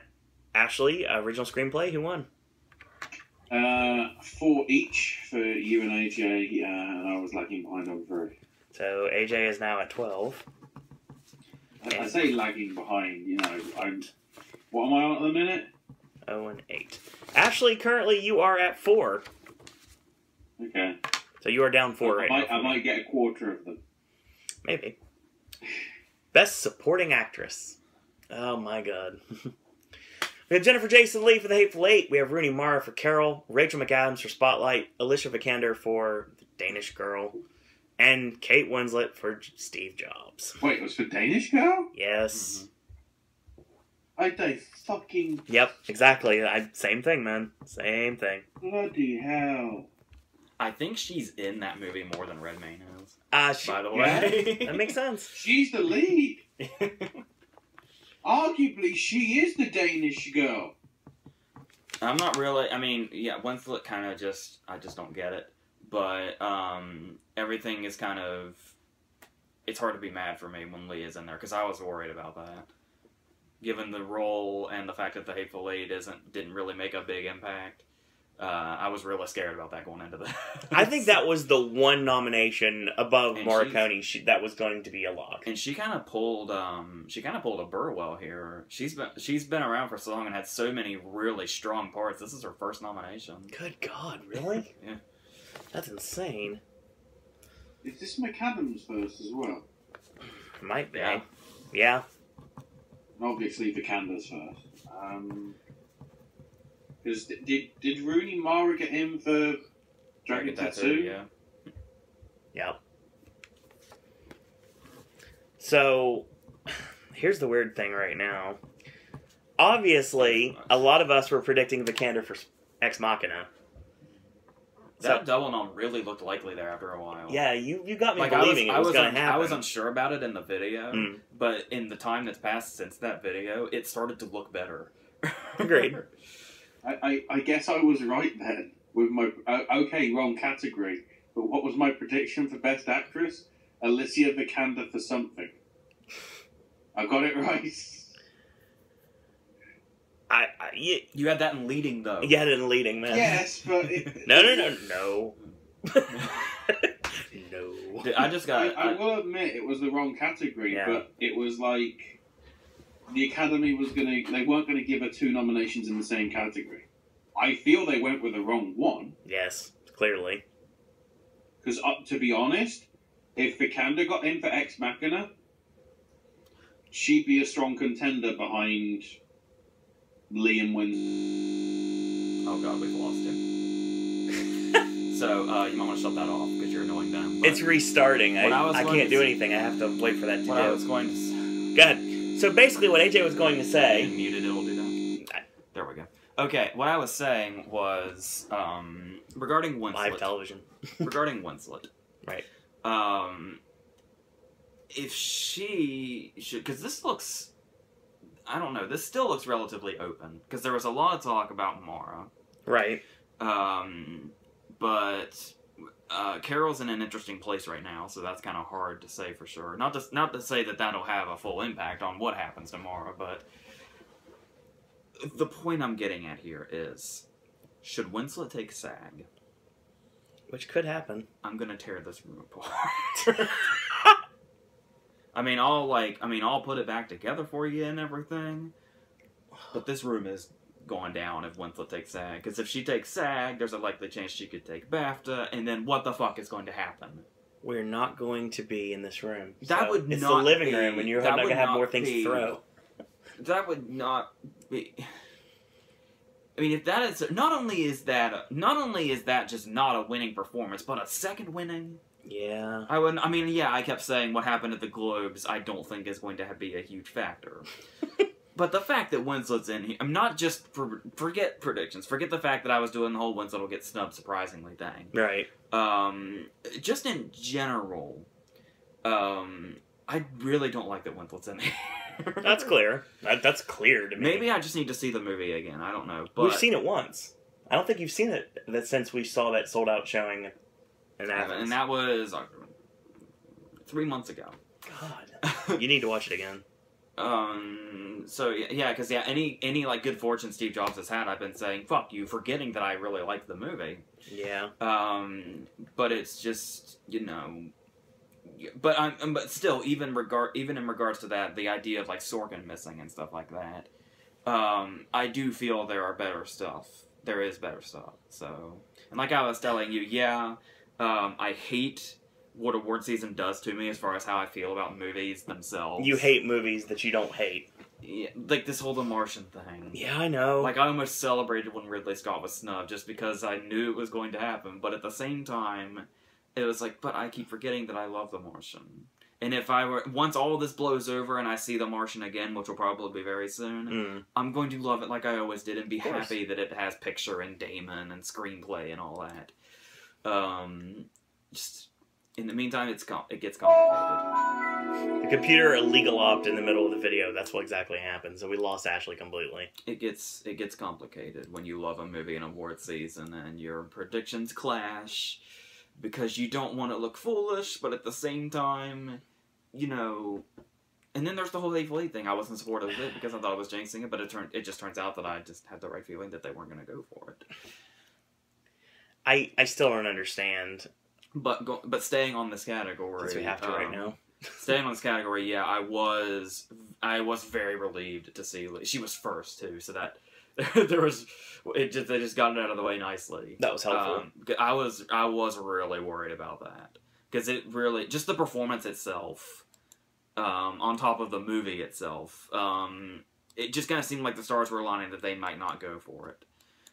So that was a huge relief that they did.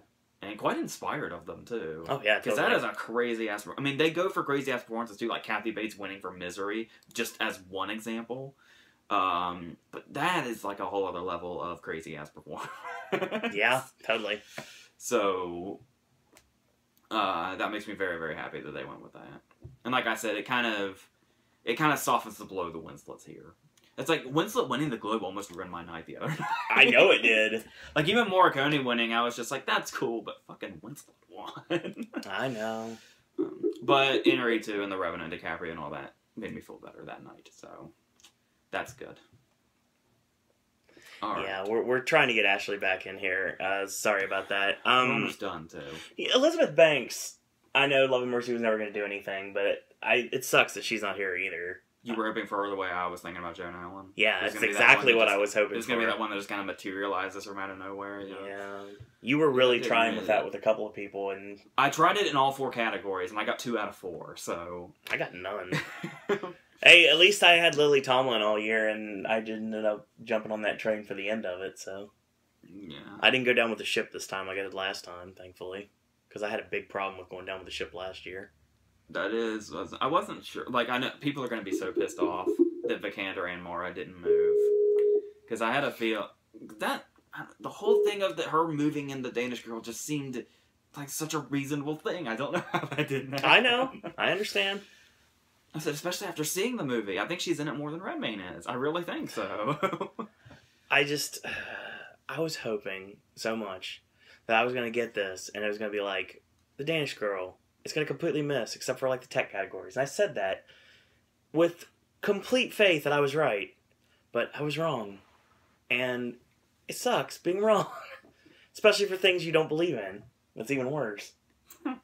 So, yeah, we'll get to him soon enough. So, all right. There we go. That should be the call we're looking for. And Ashley, are you back? Yeah. Okay, can you hear me? Yeah, but you might want to turn off the video. Yeah. Way to go. I don't know what I'm doing anymore, sorry. Here we go. Problem solved. No one can see it anyway, it's not like it matters. Alright, should we go to supporting actor? Before we move on, Ashley, do you have any more thoughts on supporting actress? Not really. It's a pretty strong They list. don't have a lineup now. You know, it says a lot that there's plenty of names that could have been in contention. Right. To be honest, with all the categories that we've got left. So yeah, on the figures front, both you guys tied at four each. I had 3. Yeah. Okay. And obviously the candor does not count because it was for the different movie. Oh, okay, so doing that then. Well, it's up to AJ. It's like majority rules here. AJ, are you going to count Vikander getting in, or are you going to count Vikander just for Danish Girl? If it had been for Ex Machina, it'd count, but it doesn't. Okay, so then AJ wins? Then everything changes, then we're all on 3 each. Oh, god dang it. Okay, AJ 13, Owen 9. We can keep going because I got supporting actor up here. Oh, of course you do. And Ashley has... What do you have right now? Ashley. Hey?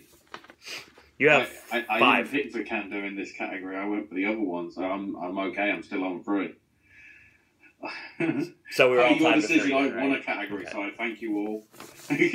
Yeah, so I'll give you Ashley 5. Okay, so we're currently at AJ with 12, I'm at 8, and Ashley has 5. Oh god, let's go to this. This is gonna be fun. Best Supporting Actor. AJ, go ahead. It was Christian Bale for The Big Short, Tom Hardy for The Revenant, Mark Ruffalo for Spotlight, Mark Rylance for Bridge of Spies, and Stallone for Creed. Yes. I am honestly... Okay, here's the thing about Stallone. He did seem very snubbable, especially missing SAG and BAFTA. Right. Like, that's the whole... Like, if Stallone's gonna win, we're never going to know that until Oscar night. Because Correct. we don't have SAG or BAFTA to go off of. No, we do. And the thing was I didn't feel like the movie had enough passion. I felt like he was really off the radar. If we had done a video after Globe and we saw that standing ovation he got, and did you hear that reaction when they said his name? I know. I'm telling you, it's the story they want for the award shows. It really is. So that was just... But still, what is up with the SAG and BAFTA snub then? Maybe BAFTA, because I was kind of... Maybe BAFTA's one thing, but SAG. You'd think SAG would have gone for him. Yeah, I really like, do. if you think... When you think, like, comeback for the actor everybody in the industry likes, you would think SAG. Correct. So that is... We're good. The BAFTA thing wasn't really a snub. The reason that they gave was it never got screened. Yeah, that's right. Okay, that's fair. But then there's the whole, how well Room did. Yes! Despite a PGA snub, it has picture and director on top of all the other stuff it's got. But at the same here's time... the other thing. Creed opens this Friday to UK cinemas nationwide. They still had to have seen a screener, though. Yeah, but you know what also opens this Friday? You told me, but I don't remember. Revenant. Yeah. And Room. So, how the hell Creed didn't get seen? I mean, okay, its UK premiere was this past Tuesday. But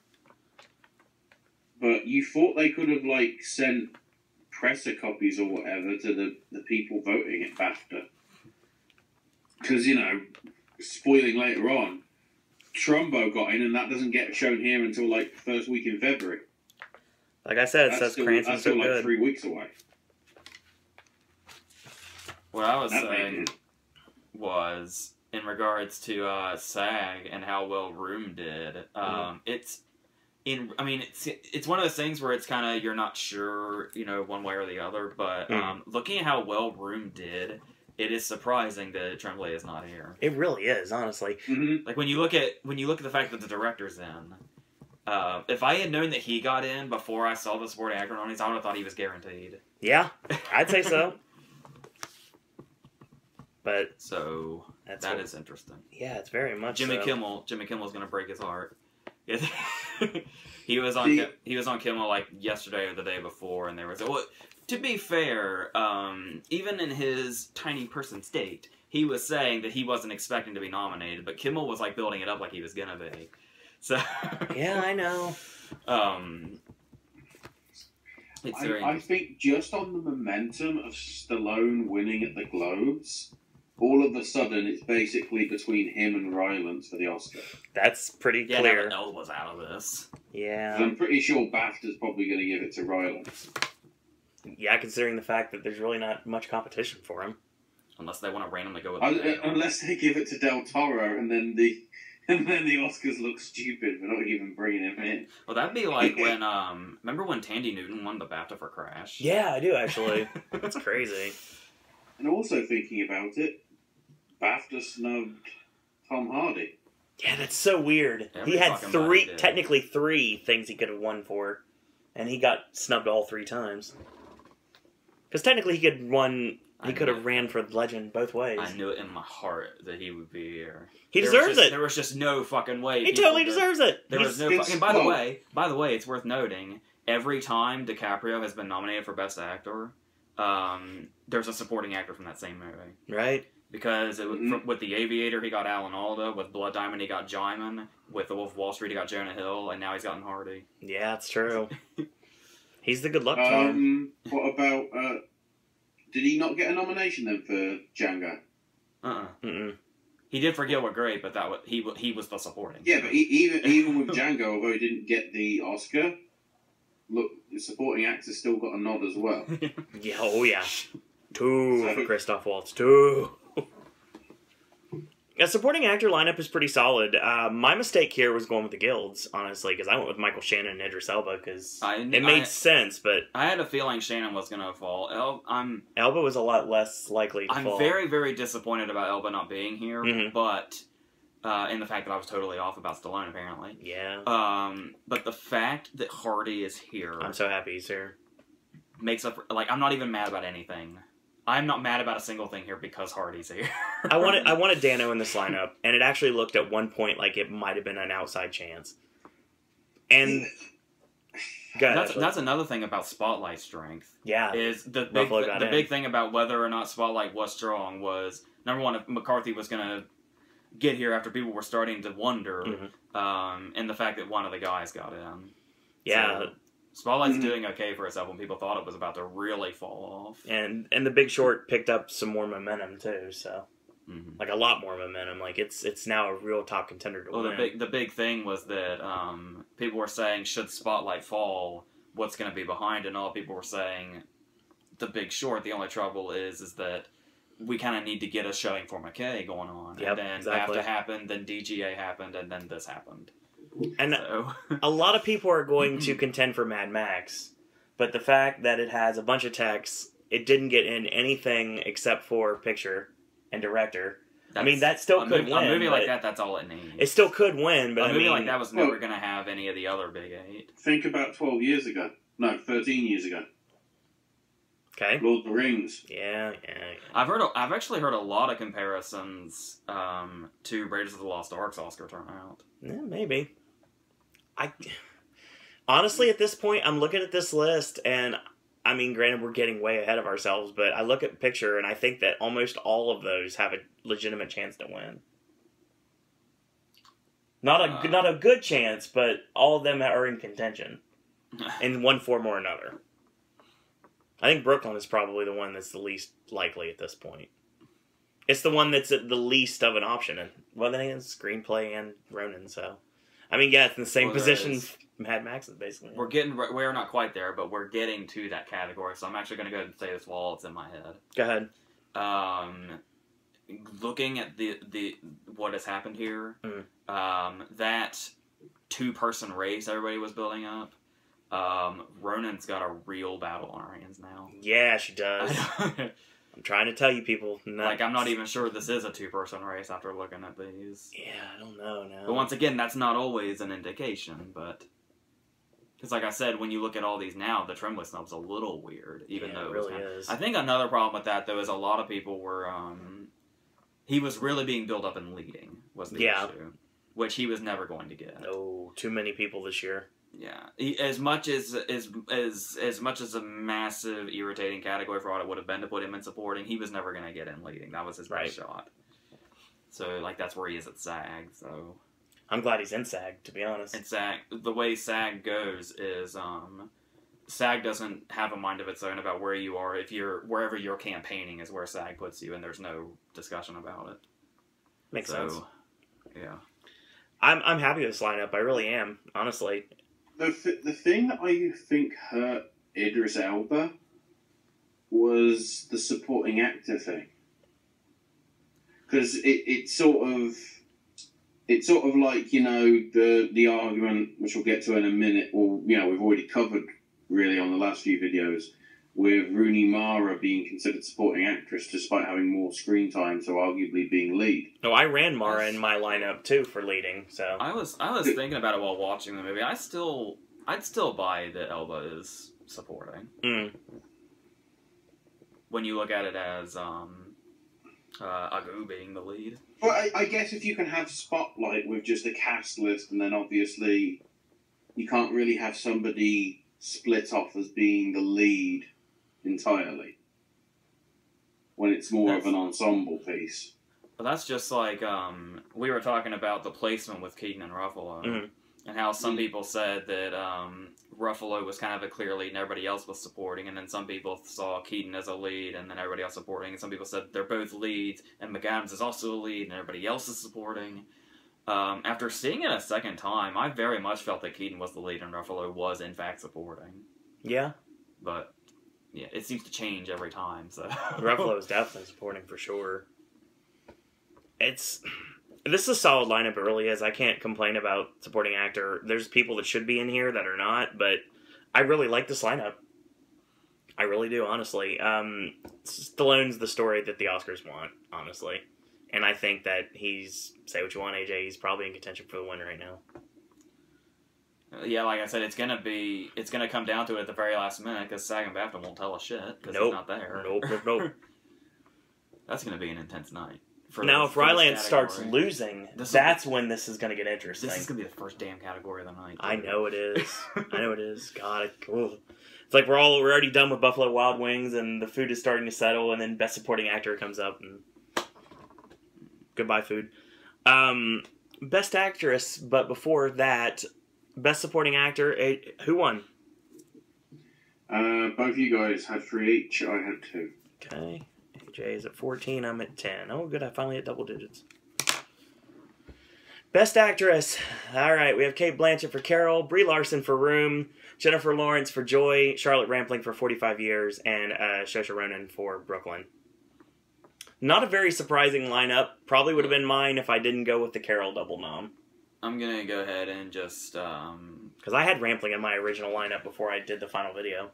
Honestly. In the event that people are surprised by it, I'll just repeat what I said in the prediction video, which is the reason I feel like Rampling's here is just because when you look at the other options they had, like Maggie Smith or Lily Tomlin, for instance. Lily Tomlin would have made sense to me in this lineup. Of all those options, Rampling seemed to be the one where she had the type of performance that had real passion behind it. Okay, I can see that. To where like the people that would want it in would really, really want it in, and that's how she would get here. This is also another one where she has like a massive, massive career behind her, and this is her first nomination. It's true. So, yeah, I gotta be on. I could bullshit with you here, but I'm just gonna go and be honest with you. I am actually legitimately surprised that Lawrence is here. I am after too. Everything that went down. I'm actually legitimately surprised that she's here. I know I shouldn't be because of who she is, and the fact that she was in a fucking Russell movie, regardless of how shitty that Russell movie may be, and how much people actually agree with that. Nevertheless, yeah, I'm actually surprised. She's going to be another person doing the job. If this category didn't have so many open spots, the new Meryl Streep. See, that's a fair comparison at this point. If this category didn't have so many open spots, though, and the whole confusion with Vikander and stuff, I don't think she'd be here. I think I'd say of these, she's definitely in the last place. Yeah. Oh yeah. If anything, Lawrence is a bigger surprise to me than Rampling. Yeah.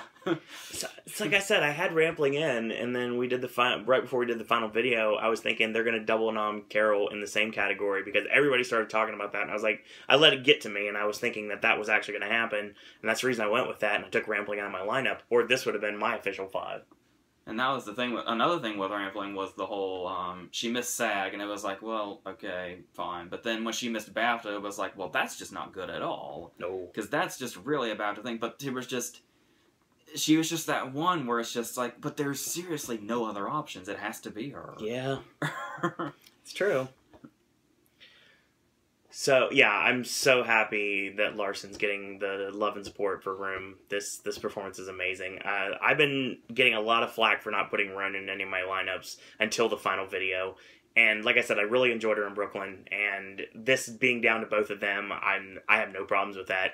Now, Blanchett could start winning and then throw everything into a loop, but I don't think that's going to happen. I really think Larson probably has this now. I really hope that I can say that Larson is going to take this the rest of the way.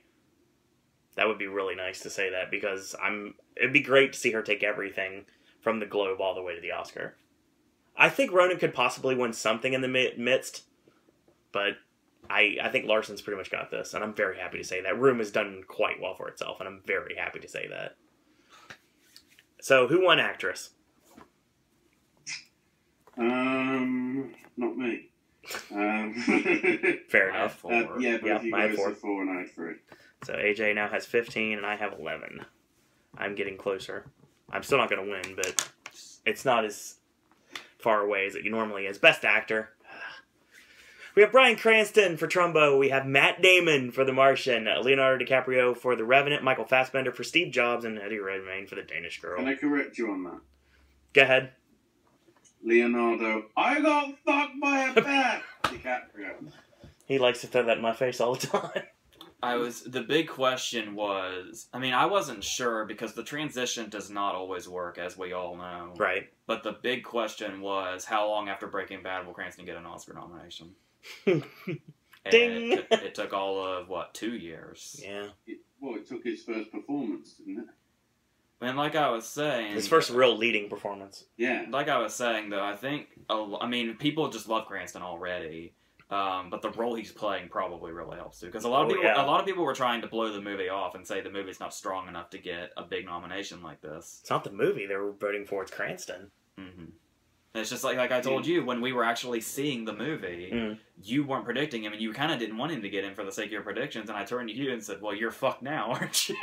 Well, when we had the conversation, I was like, "This movie's so good, I'm gonna have to find a way to put him in here," and thank God I did.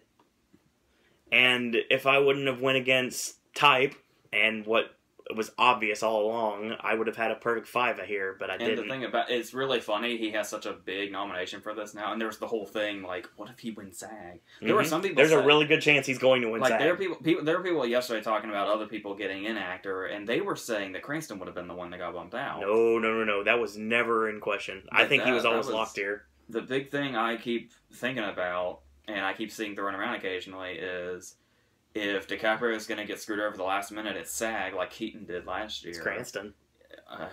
There's no one else has any strength to take him down. It's between them two. Yeah, it really is. Because people like to build up Damon a lot more than he is in this race. I know I'm still hating on The Martian even after seeing. I would honestly argue it's BAFTA that might be the decider. Yeah. I'd have thought BAFTA would go with DiCaprio, but I don't know. What if BAFTA goes for Fassbender and puts him back in the race? Well, we said what if BAFTA goes for Fassbender in 2013? Yeah, that's when right. Jared Leto got snubbed and they went for Barkat Abdi. So yeah, I don't think a bias is going to take place for BAFTA Fassbender. went for Redmayne? Oh shit! I hope not. I think just in general the Danish Girl doesn't have enough passion behind it. No, they really don't. Redmayne getting in here should not have happened. Honestly, so many great people that got snubbed here. Obviously, the big one that we're looking at is Johnny Depp for Black Mass, but like you said, it was pretty much done. Whoa. I think you'll find me and AJ are much different on that. Yeah. I was going to say, I haven't had Depp in for a few months now. No, I'm talking about personally wanted to see Depp in this lineup, because he personally, belongs yes, here. I would have loved to have seen him in here. Will Smith would have been great in this lineup, too. Mm-hmm. And, of course, you guys also going for Michael Caine. A lot of people who are better than Redmayne, yeah. A ton of people that are better than I Red like them Mane. better than Damon, too. As much as I love... Come on. Seriously, man. Okay, I'll leave the Martian alone. His video... Okay, when we do the best of the year video, you'll get to hear what AJ really thinks about the Martian. But still... See, my question is, and I know this is going into the other one, the Razzies, but I think Redmayne would be the type of guy that would actually show up and make a speech. Oh, I think he will. For worst supporting actor. He'd even act like he did when he won the Oscar. Like, thank you so much, pulling on his collar and He's shit. going to become Sandra Bullock. Yeah. When she showed up to the Razzies with DVDs for everyone. Yeah. I'm telling you right now, I should stop going against him because it always ends badly for me. I wasn't going to make that mistake 2 years in a row. Yeah, I know. And I wasn't either. And then I thought, wait a minute, I think Depp could actually get in here. And then he kind of got slowly kicked underneath the rug. The was saying Eddie Redmayne looks likely to get a nomination. It was too obvious, though. That's the problem. I mean, I know there was BAFTA and everything. Yeah. But honestly, the one thing... I mean, I know this kind of killed me in multiple ways, but the one thing I kept coming back to when I was going against Damon was the SAG snub. Because you think that is someplace he really would have been in. But once again, I was really using SAG and my confidence with Beasts of No Nation. Right. So, Beasts of No Nation getting a SAG ensemble now with just 3 people is just some freak occurrence, I guess. Apparently, there's no passion for it.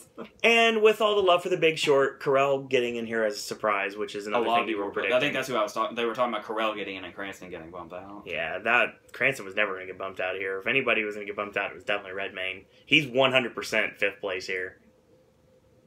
Unless BAFTA goes for him, and then he's back in it. And I'm not saying Damon's ahead of Redmayne because of the Globes. This one's hard to gauge in regards to that. I mean, you've got a solid 1 and 2 with DiCaprio and Cranston, and there's a lot of reasons to believe Fassbender's in 3. But then after that, it's kind of it just depends on flip a coin who's 4 and 5. Well, there was a lot of people predicting a Fassbender snub for a while there. Yeah, he's been snubbed before. I'd honestly put Damon on level with Fassbender. And Redmayne is the outsider. Oh, he's definitely 5th without a doubt. But I mean, I wouldn't say without a doubt. I don't know. Unless he wins the BAFTA. If he doesn't win the BAFTA, he's done. But we can agree. He's not going further. We can agree that DiCaprio and Cranston are the top 2. Oh yeah. Oh, easy. I know a lot of people won't want to believe that Cranston is 2nd because they have a lot of faith in Fassbender and Damon. Mm-hmm. But the way I'm looking at it, I see Cranston as 2nd for sure. Yeah. And the internet is a hostile place when it comes to that. We know it's the comment section of this video. Steve Jobs' only nominations came through actor and supporting actress. This has good bode for the SAG. Mm. That bodes well for the SAG for Steve Jobs. Because its only Oscar nominations came from acting performances. Yeah, but it didn't do well at SAG. Except for those 2. That's what I'm talking about. Hmm. It got in, so I mean, it got in the same thing everybody thought it was going to get in.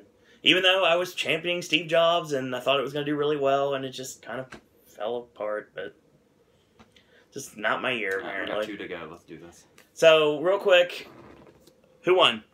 Best Actor. Oh, we all did. We all Yeah. had 4 each. Yes, we all missed for one reason or another. Yeah, we all missed for, somebody with a shit ton of makeup and Michael Caine. That's fair, actually. All right, Best Director. The biggest surprise of the day for me, which I'm so happy to say, Lenny Abramson for Room, Alejandro Gonzalez Inarritu for The Revenant, Tom McCarthy for Spotlight, Adam McKay for The Big Short, and yes, George Miller for Mad Max Fury Road. Okay, I guess I should take the time to say this, because this is something I said in the video. I said that I would most likely be surprised if Mad Max was a big A movie. Right. Yeah, I'm not upset like you are, but I'm very... Because I did. I've had a rewatch of the movie recently. Yeah, I know. And it does get... I know this is weird, I know. But I actually kind of prefer it on my TV than I did in theaters. Did we? Which is the opposite of what everybody else does. Did we watch it in 3D? Yeah. That's the reason. That's exactly the reason why you know it. I saw it a second time, though, and was still kind of underwhelmed by it. But when I finally watched it this third time, I was like, okay, I kind of see it. And I have an itch to see it again. Yeah. So... this is very interesting to me and very surprising in a good way. Yeah. Don't hate Mad Max. I don't. I like the movie, but the fact that stuff like the Hateful Eight and Star Wars didn't get in and Mad Max did, that kind of bugs me. But like even with PGA and DGA and all that, even still, I was like, I don't know. It just would seem weird that like we were saying before we turned the camera on. I said, I'm just sitting here fathoming the idea that we have a Mad Max movie. By the original director in 2015 that has 10 Oscar nominations. It's just insane. And I'll give 100 full credit to Ashley for calling this right at the beginning. I did that not thinking that it would have... I was doing that because it was my own personal thing, because it was like August. Same thing had happened with me last year. All of a sudden, what was the first one? Was it LA? LA one. The very first one was National Border Review. National Border Review. When they suddenly gave it recognition, and then also Sight and Sound magazines like Critics of Critics thing had Mad Max at number 2, which was in and around like with the 24 hours of that announcement. Right. All of a sudden, it was like, wait, this is actually serious. Yeah, this is in contention for like top awards. There's to be honest, I was pleasantly surprised. There's always that one question. You know, in essence, this is, I mean, this is this year's Inception, really, isn't it? That was the last sort of big summer blockbuster that. Well, one of these has a director nomination. The two categories of director and picture. Well, the big question that always comes up now, that can sometimes be very frustrating when you really think about it. The big question is, if we were going by the original setup and we only had 5 picture nominees, what would they be? Would Room be the lone director nom without the picture nomination, or would Miller be, or would they both be? And what would be the 2 that don't have The Martian, maybe? It's so weird, though, because obviously... Looking at the list, I would say Big Short. Yeah, I got your 5. Yeah, I'd say Big Short, Mad Max, Revenant, Room, and Spotlight. Exactly. That's what I would say, too, for 5. Based on everything, that makes the most sense. So you think they'd match the director nominees? Yeah, I do. Which does happen. It happened in 2005 and 2008, just recently. And I would have put Bridge of Spies in that list if Spielberg didn't miss. Yeah. Which, this is a big deal, Spielberg not making it here. I mean, it's not really a shock if you really look at the fact that he's been snubbed before, but still, it's kind of surprised he's not in here. Is good, though. Yeah, definitely. And Adam McKay coming out of nowhere, like, literally coming out of nowhere. It wasn't so much that he came out of nowhere, we were all just kind of waiting for it. Yeah. It's like when the Big Short started growing, this. when the Big Short started really growing, it was like, McKay is inevitable before too long, and then BAFTA DGA this. And of course, just like normalcy when it comes to the award season, I can honestly say that my theater just lost The Big Short today, so... Already? Yeah, it's gone. It's long gone. It'll be back. Yeah, to much to everybody's chagrin but me, because obviously I'm going to be not surprised at all. I hope we get Room based on this. I think we might. I'm annoyed that my smaller multiplex cinemas around me aren't showing Room. Oh, it's such an amazing movie. I mean, okay, they're showing Revenant, and that's the problem with having, the big multiplex near me is showing Room along with, Creed and Revenant, but... That's a great triple feature. The smaller ones have had to go with Creed and Revenant. Just because I think they're the more high traction ones, but... Distribution, I really hope Room comes to some of the smaller ones around near me, because people should see it. Oh, yeah, totally. People have to see it, but we'll get to that in a minute. Yeah, McKay getting in here, like you said, it was one of those inevitability things, especially when he got into DGA, and it's like, this is like you said, this is exactly what the movie needs to be a full force here. Well, that's even before BAFTA came first, I think, before DGA. Yeah, exactly. Because it was like, okay, we're just waiting for it, and then there was McKay, and it was like, well, The Big Short's here to stay, this is the end of it. And then DGA just backed it up. Well, another thing I'm sure AJ wants to gloat about, that Ridley Scott missing here is kind of a big deal right now. Both of them were not going to make it. Yeah, that's what you kept saying, too. And to be honest, I think all our responses is, we don't care about the other 4, the fact that Lenny Abrahamson made it in. Exactly. Because Inarritu and McCarthy probably were not going to miss, for sure. McCarthy was kind of looking a little bit He was looking bleak until he got DGA. Yeah, and that kind of helped him back up. But I mean, Tarantino not getting in here was not a major surprise when I saw what they thought of the Hateful Eight. But it would have been really nice. I tried to warn you. I know it would have been really nice if it would have happened because he deserves it. And Spielberg, I don't think he should have missed either. But again, you can't really say many bad things about this lineup because, like I said, Room got in, and it makes me very happy. And The Revenant is still a juggernaut right now, which it deserves to be. So. We've got 12 nominations. Of course, it's a juggernaut. And it's doing well. My theater, it's actually doing well. It's the only thing it's doing any business right now. It makes me very happy. Well, it took basically the same amount of money as Star Wars last week, didn't it? Yeah, I missed by like Weekend $3 box or office? $4 million, I believe. And when you actually look at the actual totals, it barely lost to Star Wars by like $3 million, I believe. Mm-hmm. So, based on that, knowing how badly I did on Director, how did everyone else do? We all got 2 each. Okay, we're all. We probably would have had more if McKay had taken off sooner. I think we all would have gone for him. Oh, totally agreed on that. Mm. All right, Best Picture. This time we actually went with 8, which we went with 9 for the channel. That ups our chances of being right. Yeah, which did up our chances of being right, but still kind of screws us over in the long run. So we have your Best Picture lineup is The Big Short, Bridge of Spies, Brooklyn, Mad Max Fury Road, The Martian, The Revenant, Room, and Spotlight. After all that it did, and all the Critics' Choice Awards did, I know that doesn't mean anything, but still, it's something we can talk about, to get it into their picture lineup, Star Wars misses. If I wasn't so bullheaded about the 2 that were pretty obvious going in, I would have had all these.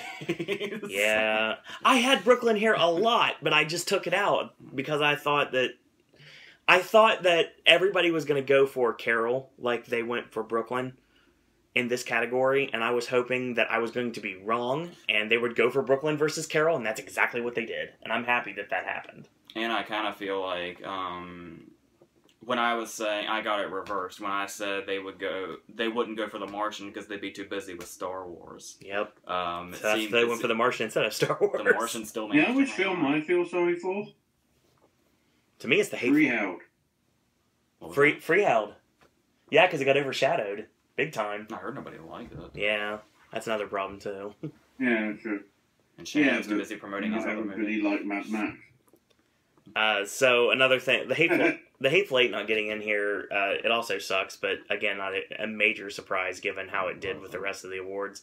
And just the kind of movie it is, just as soon as we saw it, I was like, I really don't think they're going to go for this. But I didn't think they'd go for Mad Max either, honestly, and they went but that's ape nuts for Mad Max. But that's the great thing, though, is they say when you see movies like The Martian and Mad Max in here together, that sets a really nice precedent for open-mindedness in the Academy. Yeah. So it'll be really interesting to see how that, now that we have Mad Max to fall back on, it'll be interesting to see what happens over the next few years.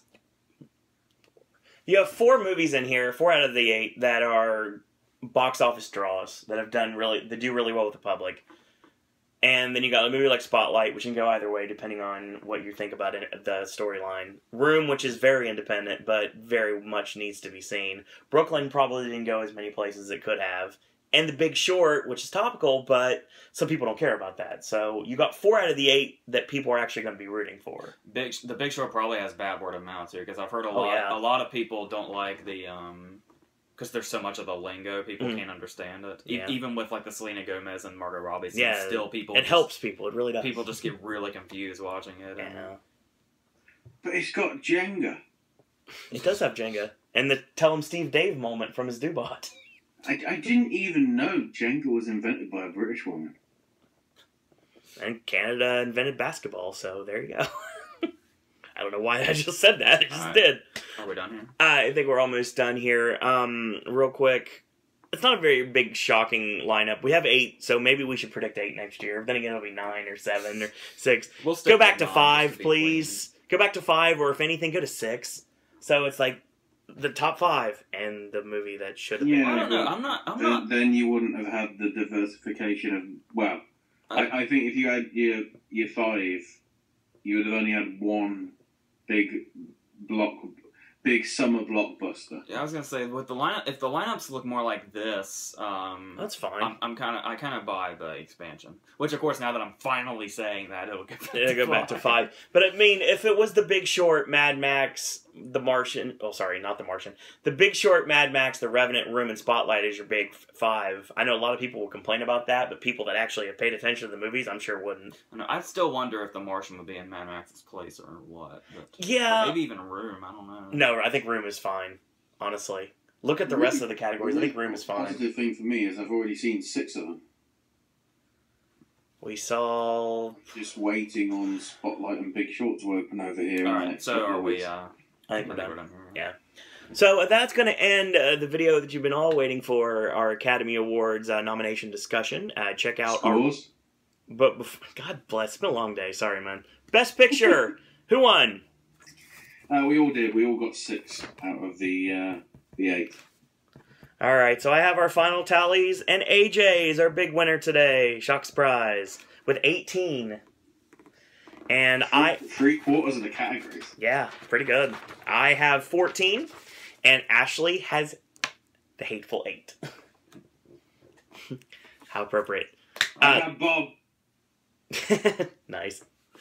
So, that being said, that is your video, and check out our reaction to the actual ceremony itself when it was done earlier this morning, and that video is probably going to be playing as soon as you get done with this one, because that's how it works here on YouTube. I want to thank Ashley once again for joining us from most of the entire season, being able to discuss these predictions. Yeah, now we just got to see what happens with the results. That's the more interesting bit. Oh, yeah. Especially with the BAFTAs, because then I have to try and hide from the result. Oh, by the way, should we mention that the Fellowship BAFTAs going to Sidney Poitier? Nice. Very nice. Fellowship is always an entertaining thing to watch, so it always goes to very deserving. I don't know. He kind of comes off like a dick to me after I heard that Michael Shannon story. But yeah. We'll see. We'll see what happens. You dare talk bad to Michael Shannon? He's lucky he's still alive. You can find it. Considering he directed those god-awful Richard Pryor and Gene Wilder movies. I like Richard Pryor and Gene Wilder, though. I grew up on Richard Pryor, though. He's the director of Ghost Dad. He is the director of Ghost Dad. That's gonna be at the very top. That's gonna be at the very top of his honoring. Is you are the director of Ghost Dad. There are so many fucking things wrong with that now. Good luck finding them a scene that does not have Bill Cosby in it. Yeah, the scenes when like his glasses are floating or whatever the fuck. That'll work. So that being said, Ashley, thank you again for joining us. AJ, as always, it's been a pleasure discussing everything. Tomorrow, look for AJ's movie reviews. We'll be on, oh god, this is going to be a painful week, it seems like. Start of 2016. Yeah, it's The Forest, as well as Ride Along 2, and Norm of the North, which I'm super excited about.